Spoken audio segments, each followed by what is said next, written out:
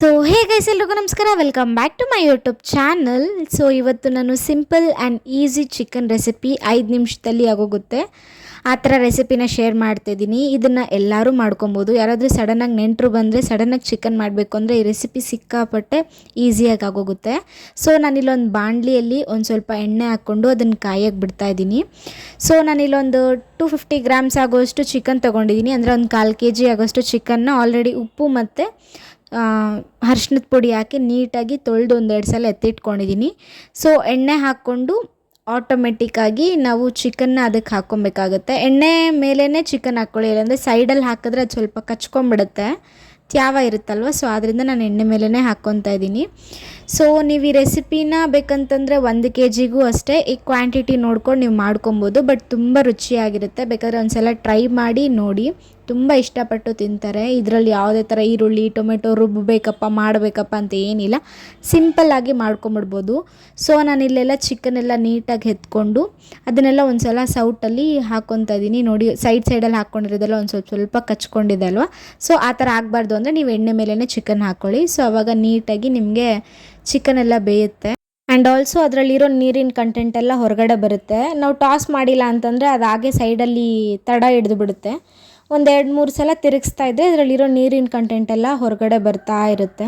So ಒಂದು 1 minute ಹಾಗೆ ಇದನ್ನು ಒಂದು ಸ್ವಲ್ಪ ಹೈ ಸ್ಪೀಡಲ್ಲಿ ಇಟ್ಕೊಂಡು ಟಾಸ್ ಮಾಡ್ತಾ ಹೋಗಬೇಕು. ಅದಾದಮೇಲೆ ಒಂದು ಸ್ವಲ್ಪ 1 ಟೀ ಸ್ಪೂನ್ ಆಗೋಷ್ಟು ಕಲ್ಲುಪ್ಪು ಯೂಸ್ ಮಾಡ್ತಾಯಿದ್ದೀನಿ ನಾನು. ಬೇಕಂತಂದರೆ ನೀವು ಪುಡಿ ಉಪ್ಪು ಕೂಡ ಯೂಸ್ ಮಾಡ್ಬೋದು. ಕಲ್ಲುಪ್ಪು ಹಾಕೋದ್ರಿಂದ ಏನಂದರೆ ಟೇಸ್ಟ್ ಒಂದು ಸ್ವಲ್ಪ ಚೆನ್ನಾಗಿ ಬರುತ್ತೆ ಅಂತ ಹೇಳ್ತಾರೆ, ಗೊತ್ತಿಲ್ಲ. ಬಟ್ ನಾನು ಆಲ್ಮೋಸ್ಟ್ ಕಲ್ಲುಪ್ಪೇ ಯೂಸ್ ಮಾಡ್ತೀನಿ. ಸೊ ಕಲ್ಲುಪ್ಪೆಲ್ಲ ಹಾಕ್ಕೊಂಡು ನೀಟಾಗಿ ಉಪ್ಪು ಹಾಕಿದ್ಮೇಲೆ ಇನ್ನೂ ಬೇಗ ಬೆಂದು ಬಿಡುತ್ತಲ್ಲ ಚಿಕನ್ನು. ಸೊ ಜಾಸ್ತಿ ಲೇಟ್ ಮಾಡ್ದಿರ ಸೊ ಚಿಕನ್ ಟಾಸ್ ಮಾಡ್ತಾ ಹೋಗಬೇಕು. ನೀವೇನಾದರೂ ಇಲ್ಲಿ ದೊಡ್ಡ ಕೋಳಿ ಯೂಸ್ ಮಾಡ್ತಿದ್ದೀರಾ ಅಂತಂದರೆ ಕುಕ್ಕರಲ್ಲಿ ಫಸ್ಟ್ ಬೇಯಿಸ್ಬಿಟ್ಟು ಆಮೇಲೆ ಈ ಥರ ಯೂಸ್ ಮಾಡಿ. ಡೈರೆಕ್ಟಾಗಿ ಹಾಕಿದ್ರೆ ಅದು ಬೇಗ ಬೇಯೋದಿಲ್ಲ. ನಾನಿಲ್ಲಿ ಚಿಕ್ಕ ಕೋಳಿ ತೊಗೊಂಡು ಮಾಡ್ತಾ ಇರೋದು. ಸೊ ಇದು ಬೇಗ ಬೆಂದು ಬಿಡುತ್ತೆ ಆ್ಯಂಡ್ ಆಲ್ಸೋ ತುಂಬ ಚೆನ್ನಾಗಿರುತ್ತೆ ಟೇಸ್ಟು ಕೂಡ. ನಾನು ದೊಡ್ಡ ಕೋಳಿನೇ ತಿನ್ನೋದು ಅಂತಂದರೆ ಅದನ್ನು ಬೇಯಿಸ್ಬಿಟ್ಟು ಯೂಸ್ ಮಾಡಿ, ಯಾವುದೇ ಥರ ತೊಂದರೆ ಏನಿಲ್ಲ, ಆರಾಮಾಗಿ ಮಾಡ್ಬೋದು. ಸೊ ಇದಕ್ಕೆ ನಾನು ಒಂದು ಸ್ವಲ್ಪ ಶುಂಠಿ ಬೆಳ್ಳುಳ್ಳಿ ಪೇಸ್ಟ್ ಹಾಕ್ತಾಯಿದ್ದೀನಿ. ಒಂದು 1.5 ಸ್ಪೂನ್ ಆಗೋಷ್ಟು ಶುಂಠಿ ಬೆಳ್ಳುಳ್ಳಿ ಪೇಸ್ಟು. ಇದನ್ನು ನಾನು ಮನೆಯಲ್ಲೇ ಮಾಡಿರೋದು. ಸೊ ಇದು ಕೂಡ ರೆಸಿಪಿ ಬೇಕು ಅಂತಂದರೆ ಕಮೆಂಟ್ ಮಾಡಿ, ನಾನು ನಿಮಗೆ ರೆಸಿಪಿ ನೆಕ್ಸ್ಟ್ ವಿಡಿಯೋದಲ್ಲಿ ಶೇರ್ ಮಾಡ್ತೀನಿ. ಸೊ ಶುಂಠಿ ಬೆಳ್ಳುಳ್ಳಿ ಪೇಸ್ಟ್ ಕೂಡ ಹಾಕಿ ನೀಟಾಗಿ ಆ ಶುಂಠಿ ಬೆಳ್ಳುಳ್ಳಿ ಹಸಿ ವಾಸನೆ ಎಲ್ಲ ಹೋಗೋವರೆಗೂ ಅದನ್ನು ಕೂಡ ಒಂದು 2 ಮಿನಿಟ್ಸ್ ಸ್ವಲ್ಪ ತಿರ್ಗಿಸ್ಕೊತಾ ಇರಬೇಕು. ಇದನ್ನೆಲ್ಲ ಹೈ ಫ್ಲೇಮಲ್ಲೇ ಮಾಡಿ, ಆದಷ್ಟು ಲೋ ಫ್ಲೇಮಲ್ಲಿ ಏನು ಮಾಡಬೇಡಿ.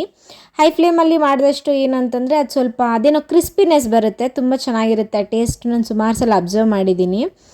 ಸೊ ನಾನು ಕೂಡ ಒಂದು 2-3 ಸಲ ಟ್ರೈ ಮಾಡಿ ಯಾವ ಥರ ಮಾಡಿದ್ರೆ ಚೆನ್ನಾಗಿರುತ್ತೆ ಅಂತ ನೋಡಿ ನಾನು ಇಲ್ಲಿ ಮಾತ್ರ ಶೇರ್ ಮಾಡ್ತಿರೋದು.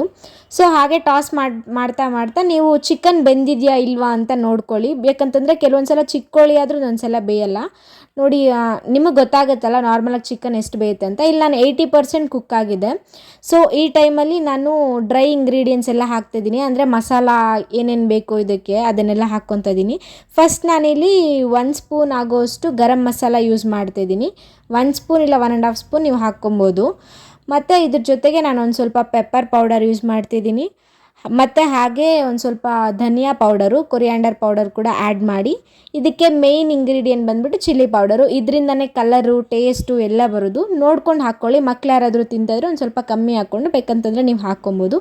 ಈ ಡ್ರೈ ಇಂಗ್ರೀಡಿಯೆಂಟ್ ಹಾಕಬೇಕಾದ್ರೆ ನೀವು ಫ್ಲೇಮ್ನ ಸಿಮ್ಮಲ್ಲಿ ಇಟ್ಟಿರಬೇಕು. ಯಾವುದೇ ಕಾರಣಕ್ಕೂ ಹೈ ಫ್ಲೇಮಲ್ಲಿ ಇಡಬೇಡಿ, ಯಾಕಂತಂದರೆ ಆಮೇಲೆ ಮಸಾಲೆ ಎಲ್ಲ ಸೀದೋಗ್ಬಿಡುತ್ತೆ. ಸಿಮ್ಮಲ್ಲಿಟ್ಟು ಈ ಮಸಾಲೆ ಇಂಗ್ರೀಡಿಯೆಂಟ್ಸ್ ಎಲ್ಲ ಹಾಕಿದ್ದಾದಮೇಲೆ ನೀವು ಬೇಕಂತಂದರೆ ಹೈ ಫ್ಲೇಮಲ್ಲಿ ಇಟ್ಕೊಂಡು ಟಾಸ್ ಮಾಡ್ತಾ ಹೋಗ್ಬೋದು. ಈ ಸ್ಟೇಜಲ್ಲಿ ನಿಮ್ಗೆ ಏನಂತಾದರೂ ಗೊಜ್ಜೇನಾದರೂ ಕಮ್ಮಿ ಆದರೆ ಒಂದು ಸ್ವಲ್ಪ ಚಿಕ್ಕ ಗ್ಲಾಸ್ ಆಗೋಷ್ಟು ನೀರು ಆ್ಯಡ್ ಮಾಡಿಕೊಂಡು ನೀವು ಬೇಕಂತಂದರೆ ಯೂಸ್ ಮಾಡ್ಬೋದು. ಸೊ ನಾನಿಲ್ಲಿ ಒಂದು ಸ್ವಲ್ಪ ಚಿಕನ್ ಮಸಾಲ ಕೂಡ ಯೂಸ್ ಮಾಡ್ತಾಯಿದ್ದೀನಿ. ಟೇಸ್ಟ್ ತುಂಬ ಚೆನ್ನಾಗಿ ಬರುತ್ತೆ. ನಾನು ಆಗಲೇ ಹಾಕಿಲ್ಲ, ಯಾಕಂತಂದರೆ ಒಂದು ಸ್ವಲ್ಪ ಡ್ರೈ ಇಂಗ್ರೀಡಿಯೆಂಟ್ ಅದರಲ್ಲಿ ಸ್ವಲ್ಪ ಹೋಗಲಿ ಅಂತ ಆದಮೇಲೆ ಒಂದು ಸ್ವಲ್ಪ ಚಿಕನ್ ಮಸಾಲ ಮೇಲೆ ಉದುರಿಸಿದ್ರೆ ಚೆನ್ನಾಗಿರುತ್ತೆ ಅಂತ ಹಾಕ್ಕೊಂಡು ನೀಟಾಗಿ ಒಂದು 3-4 ಮಿನಿಟ್ಸ್ ಹೈ ಫ್ಲೇಮಲ್ಲಿ ಇಟ್ಕೊಂಡು ಟಾಸ್ ಮಾಡ್ತಾ ಹೋಗಬೇಕು.